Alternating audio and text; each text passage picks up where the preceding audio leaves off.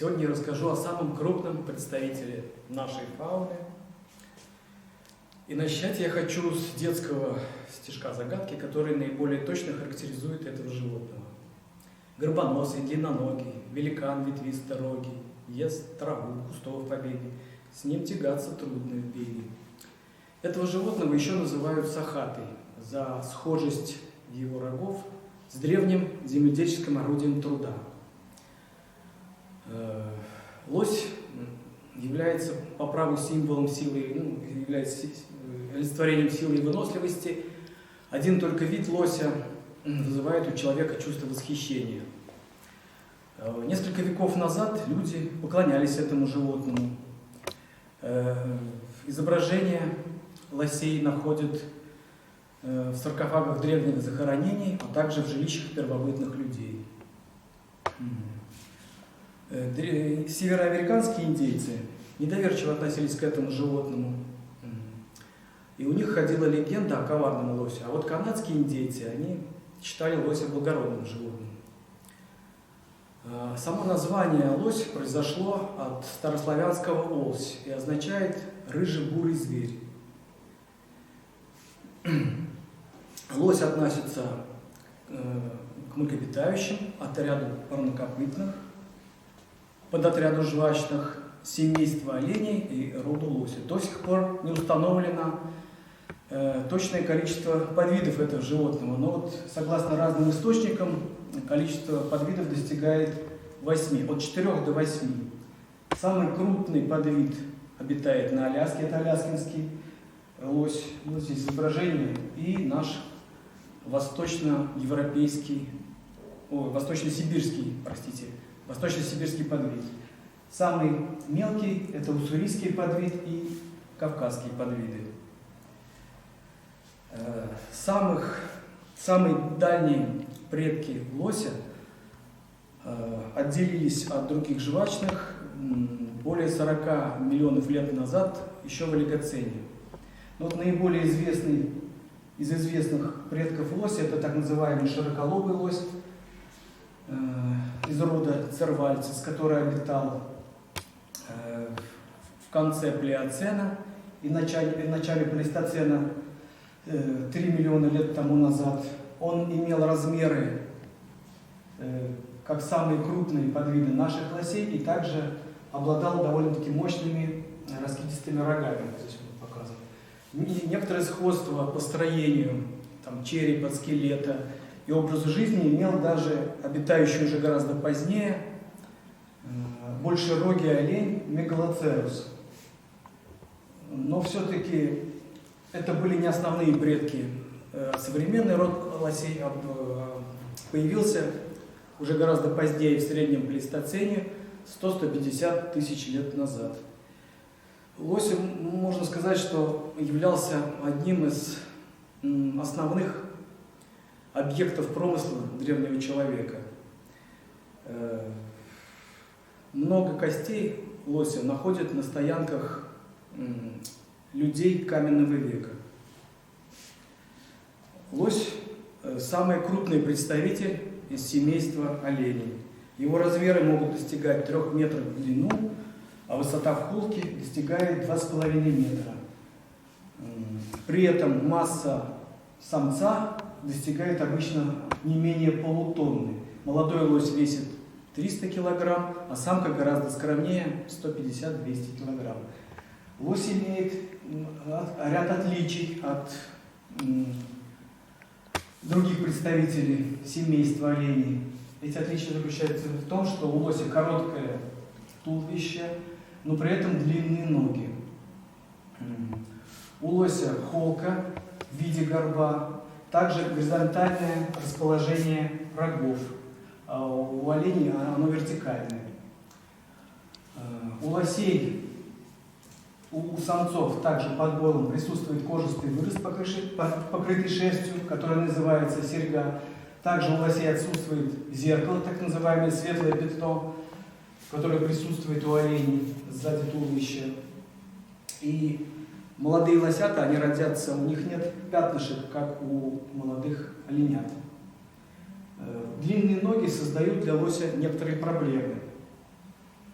Для того, чтобы напиться воды, ему приходится либо заходить в воду, либо вставать на коленки. Лось покрыт довольно-таки густой и жесткой на ощупь шерстью, которая полая внутри. Зимой она отрастает до 10 сантиметров, ну и на холке и на шее она даже еще длиннее. Окрас шерсти, как правило, черно-бурый, с белыми участками на ногах и снизу туловища. Ну и лось, конечно, обладатель самых крупных рогов, в принципе, среди млекопитающих. Самые крупные подвиды обладают рогами, которые могут достигать 30 килограмм веса, а размах таких рогов составляет 1,80 метра. Вот европейский лось, конечно, не обладает такими крупными рогами, но я могу показать, у нас есть рог европейского лося. В общем-то, уже не молодого, у этого рога 10 отростков, то есть с большой долей вероятности я могу предположить, что ему около 11 лет, ну, хотя это не точно. Вот. Этот рог весит 5 килограмм, то есть 2 рога весили 10 килограмм. Вообще у европейского лося редко рога достигают 15 или 18 килограмм, то есть это предел.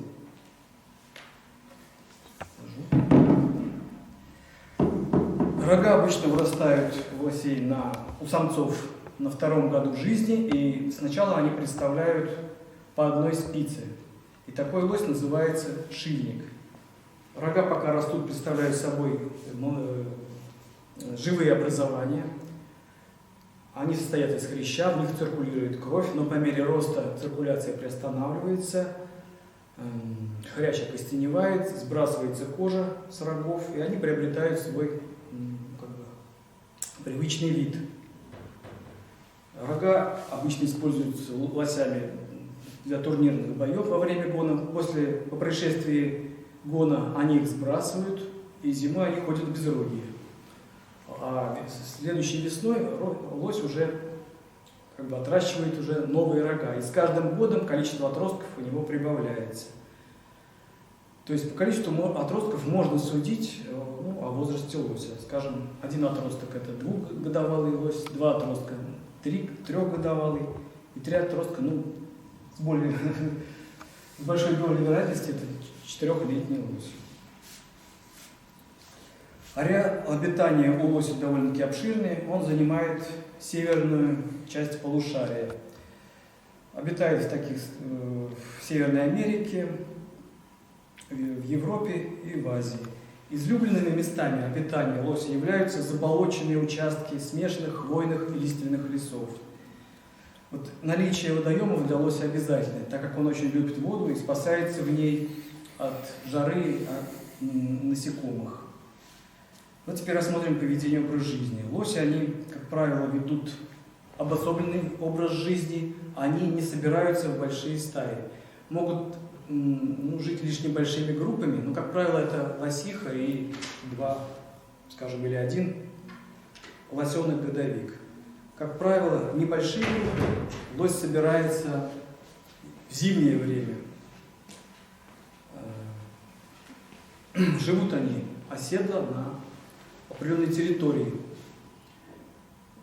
Далеко не уходят, если достаточно корма и комфорта.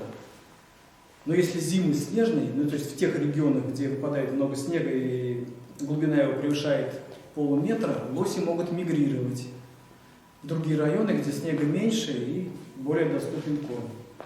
А весной у них получается обратная миграция. Лоси также прекрасно плавают. Они могут проплыть до 20 километров расстояния в воде.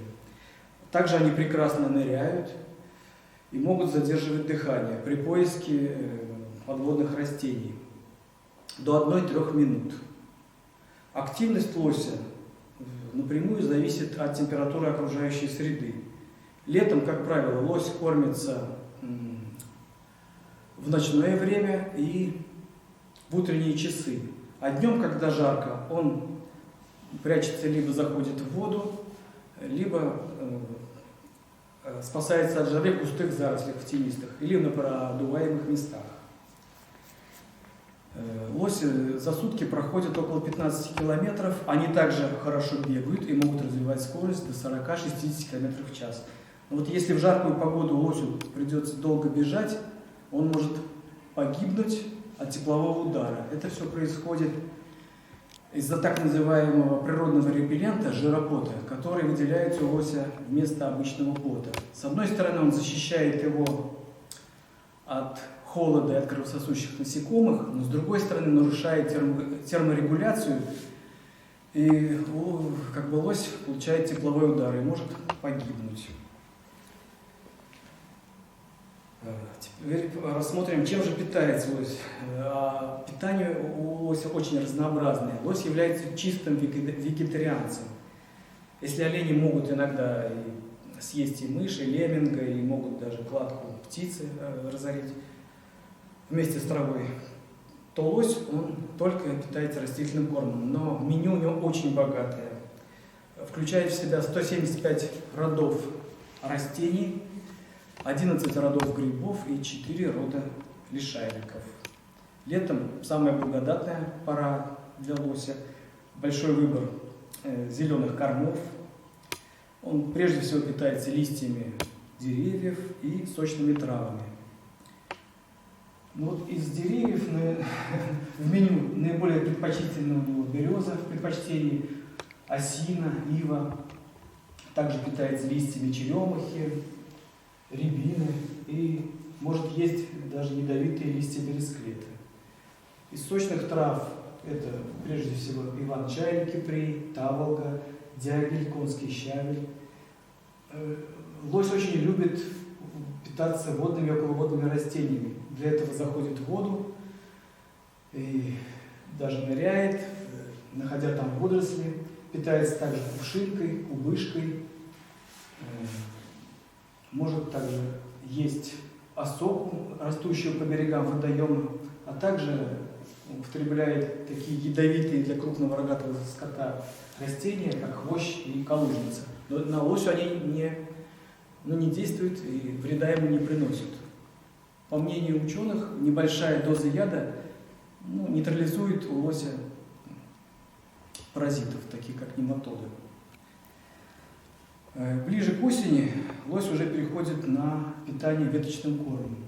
Он может подбирать опавшие листья. В основу его рациона составляют веточки брусники и черники. С удовольствием ест шляпочные грибы, такие как маслята, белые и даже мухоморы. Может собирать с деревьев лишайники. И чем ближе к осени, он все больше переходит на веточный корм. И зимой он уже полностью переходит на твердые корма, питается ветками лиственных пород деревьев, также любит хвою, сосны, пихты и ели. В оттепели и ближе к весне, когда теплая погода, лось может также питаться корой. В морозы она ему недоступна, так как она очень твердая. И питается он в основном корой осины, ивы и сосны. Оставляет вот такие вот характерные следы на деревьях. Но обязательным условием, так как лось является травоядным животным, как и всем травоядным, лосю требуется соль для правильного пищеварения, для выделения соляной кислоты в желудочном соке. Если лосю не хватает соли, то он ищет солонцы, пьет солоноватую воду, ест болотную землю, выходит на магистрали, может слизывать, потому что разбрасывается соль, открываются дороги, и тем самым подвергая себя опасности. В местах, где лось не достает соли, егеря устраивают так называемые соляные кормушки. Еще их называют лизунцами. В повальных деревьях делаются углубления, куда закладывается каменная соль. Есть еще мнение и наблюдение, что лосям нравится запах бензина и выхлопных газов. Я даже видел ролики в интернете, где, по-моему, поселок Заречный Пензенской области, где лоси выходят в город и припадают к автомобилям и нюхают выхлопные газы.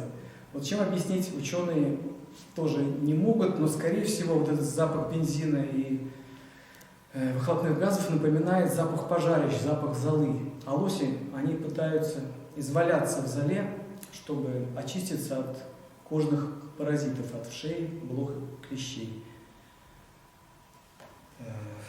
Теперь о брачном поведении лосей. В конце лета, в начале осени у лосей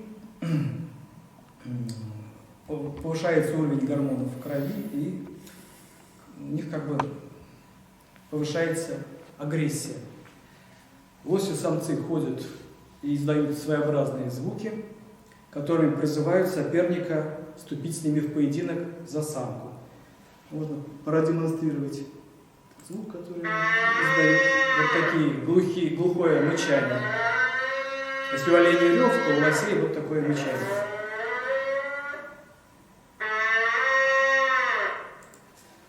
Как правило, когда самцы встречаются, находят друг друга, то происходит бой между ними. И нередко он кончается трагически для одного из лосей. Ну, конечно, в большинстве случаев поверженный самец просто убегает, а победитель остается самкой. Лосиха в апреле приносит одного, реже двух лосят. Они, как правило, сразу стараются встать на ноги. Уже в недельном возрасте уверенно следует за самкой. Она их активно оберегает и опекает, и в случае опасности яростно защищает. 4 месяца она их выкармливает молоком, а молоко у лосихи в несколько раз жирнее и содержание белка в ней выше, чем у молока коровы, поэтому лосята растут очень быстро и к осени уже достигают веса 120-150, а в редких случаях до 200 килограмм.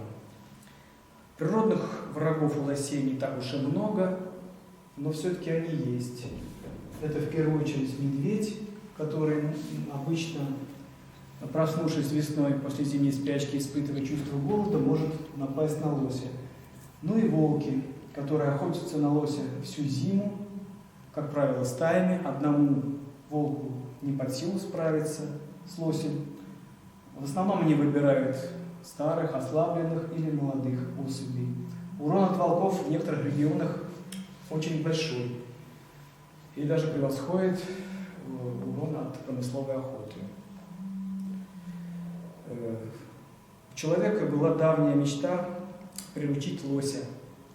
Особенно в таежных регионах это было бы большим подспорьем лошади, поскольку лось может нести большой груз, передвигаться по пересеченной местности, по болотистой, что недоступно, например, лошадям. Но не всегда вот это вот приручение было успешным. Пытались приручить лося в Канаде, Швеции и Финляндии, но наиболее, так сказать, успешная работа в этом плане была именно у нас в Советском Союзе.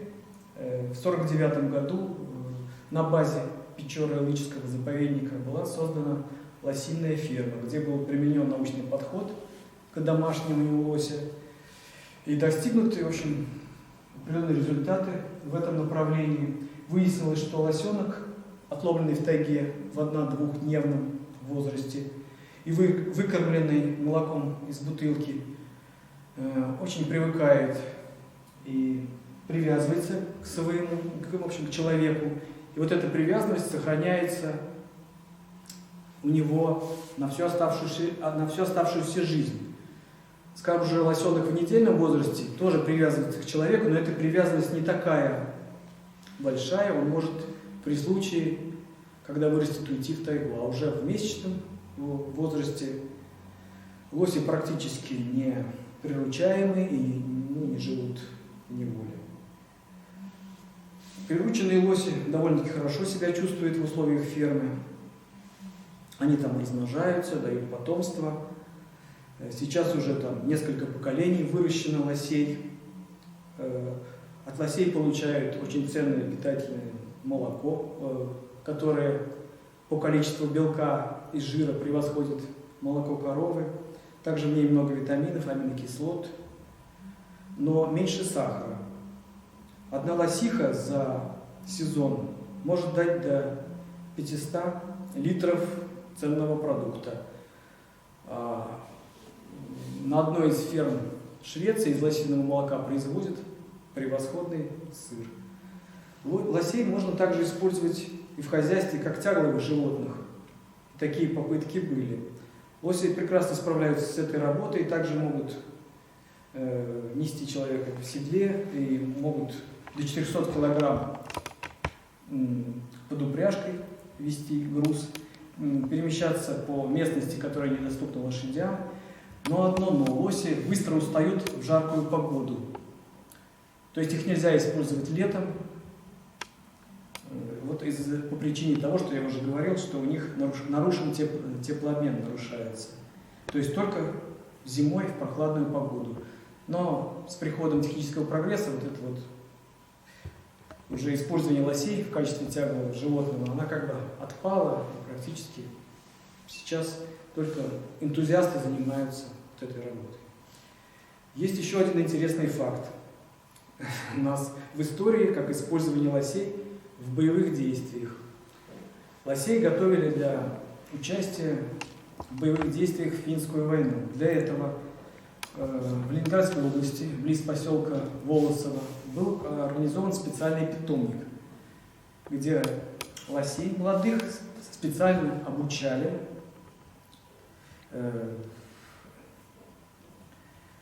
Самое сложное было приучить лосей к звуку выстрела. Для этого с лосятами каждый день отстреливали какое-то количество холостых патронов с уменьшенной навеской пороха и постепенно с каждым днем доводили до выстрела штатного патрона. И выяснилось, что лоси по-разному относятся к выстрелам с разного оружия. Допустим, из пехотного пулемета Дегтярева выстрелы они не пугались, а резкие выстрелы пистолета их пугали больше. Поэтому и было решено оснастить лосиные войска именно пехотным пулеметом Дегтярева. Также в питомник были приглашены военные переводчики, которые обучали лося на восприятие финской речи. Животные оказались довольно-таки хорошо воспринимали речь, запоминали и условным сигналом, типа фырканья, вот этим действием подавали сигнал своему всаднику, а также, если противник находился близко, то финскоговорящий, то они атаковали его, затаптывая передними ногами. И в послевоенные годы в Финляндии многие охотники сталкивались с таким поведением лосей, которые, заслышав финскую речь, выбегали из леса и, не обращая внимания на выстрелы, атаковали охотников. Статус популяции. Основная доля популяции лосей приходится на страны Канаду и Россию. Всего в мире насчитывается 1,5 миллиона этих животных. Численность колебалась, и в XIX веке, например, в Европе, в Северной Америке, лоси были практически истреблены из-за усиленной добычи и перепромысла. Но потом усилиями ученых, зоологов и мерам, принятых охраны, численность была восстановлена. У нас в стране также наблюдались колебания численности лосей.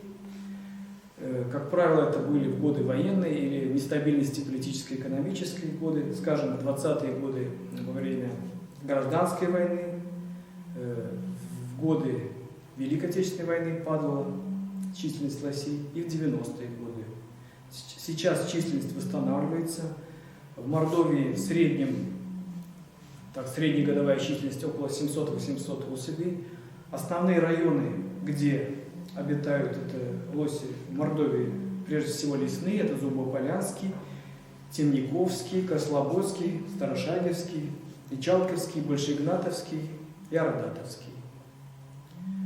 Основными лимитирующими факторами популяции лося являются, конечно, болезни, хищники, волки прежде всего, ну и, конечно, человек.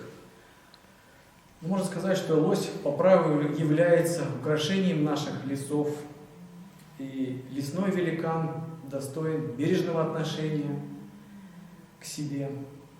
Сохраним его для потомков. Спасибо за внимание.